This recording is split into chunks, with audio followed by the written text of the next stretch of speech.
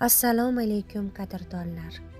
Mana shu 4 oy davomida sizlar bilan 50 dan ortiq qiziqarli tajribalar hamda dars jarayonini yanada samarali, jonli va tushunarli qilishga xizmat qiladigan innovatsion metodlarni muntazam ravishda bo'lishib kelmoqdaman.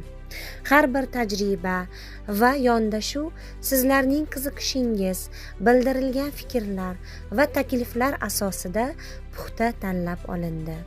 Sizlarning ko'plab iltimos va takliflaringizni inobatga olgan holda endi ushbu tajribalarni ovozli formatda ham taqdim etishga qaror qildim.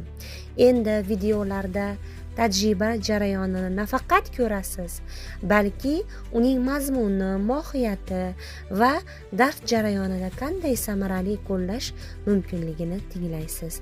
Bu yangi format sizlar uchun yanada qulay, tushunarli va esda qolarli bo'lishiga chin dildan ishonaman. Bugundan boshlab yangi loyiha 50 ta tajriba challenge start olmoqda. Ushbu challenge davomida sizlar bilan dars jarayonida bemalol qo'llash mumkin bo'lgan sodda, qiziqarli va yuqori samaradorlikka ega 50 ta tajribani bosqichma-bosqich taqdim etib boraman. Agar ushbu loyiha siz uchun foydali bo'lsa, qo'llab-quvvatlang, videoga like bosing, fikrlaringizni kommentariyada yozib qoldiring va aynan qaysi tajribalar sizni qiziqtirayotganligini albatta yozing. Qo'llab-quvvatlash uchun esa 10 ta do'stingizga yuborib qo'ying. E'tiboringiz uchun rahmat qadrdonlar.